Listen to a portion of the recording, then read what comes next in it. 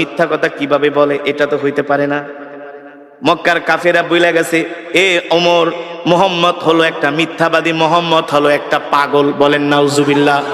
মুহাম্মদ হলো একটা জাদুকর।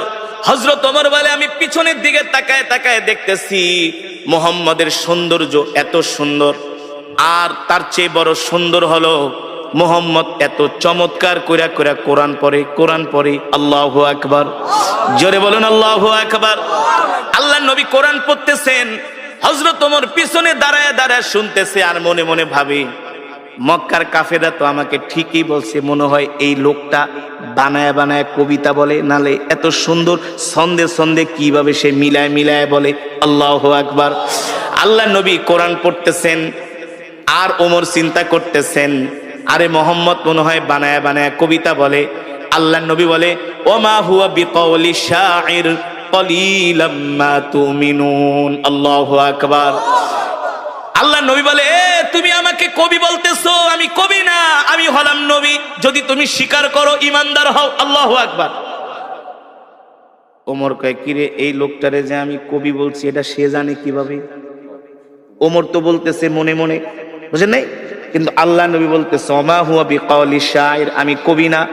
ওমা হুয়া বিকাউলি শাইরিন কলিলাম মা তুমিনুন, তোমরা অল্প মানুষই বোঝো যে আমি কবি না, আমি হলাম আল্লাহর নবী। যদি তোমাদের ঈমান থাকে আর তোমরা অল্প মানুষই ঈমান গ্রহণ করবে। ঠিক কিনা বলেন? হযরত ওমর বলে, কিভাবে বললো, কিভাবে সে বুঝলো আমি যে তার নামে বলতেছি সে কবি?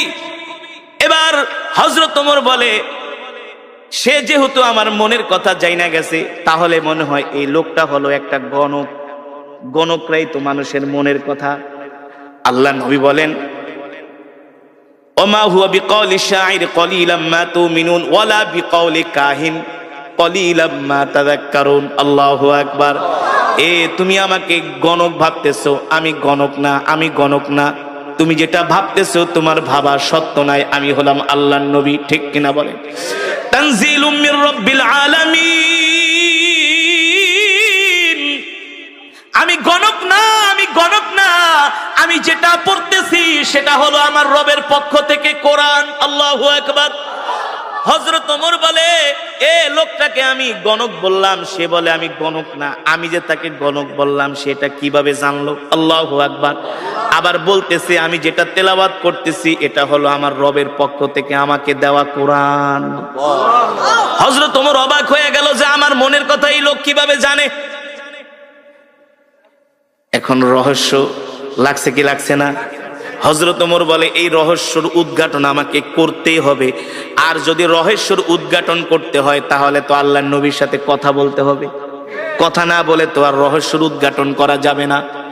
হযরত ওমর দাঁড়ায় আছে। আল্লাহর নবী যখন নামাজ শেষ করলেন, আল্লাহর নবী তার হুজরার দিকে যাবেন। হযরত ওমর যায় তার পথ রোধ করলেন, বললেন, ইয়া মুহাম্মদ কিফ, ও মুহাম্মদ দাঁড়ান, আপনার সাথে আমার কিছু কথা আছে। আল্লাহর নবী বলে, ইমশি মাই, চলেন আমার সাথে, আমার বাড়িতে যেয়ে কথা বলবো। আল্লাহর নবী হযরত ওমরকে নিয়ে বাড়িতে চলে গেলেন। সুবহানাল্লাহ বলে। আল্লাহর নবী হযরত ওমরকে নিয়ে বাড়িতে চলে গেলেন। আল্লাহর নবীর সাথে হযরত ওমর যখন বাড়িতে গেলেন, হযরত ওমর বারবার আল্লাহর নবীর চেহারার দিকে তাকায়। সুবহানাল্লাহ।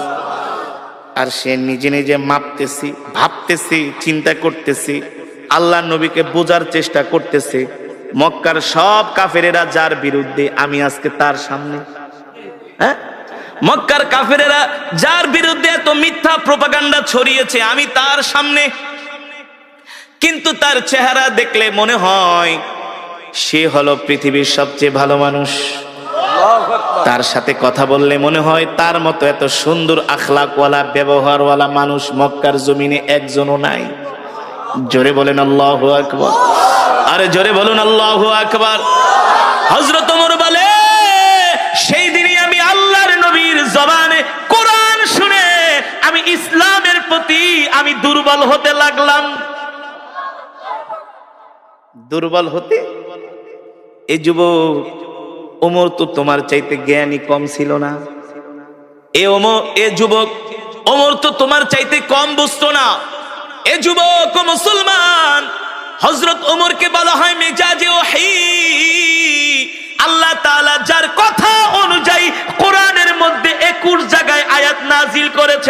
আল্লাহু আকবার।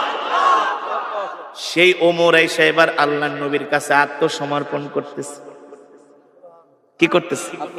সেই ওমর আয়েশা বলে, গো আল্লাহর নবী, মক্কার কাফেরদের কথা শুনে অনেক ভুল করছি, আপনার সাথে অনেক শত্রুতা আমি করছি, দুশ্মনী করছি, আর না আর না আর না। মক্কার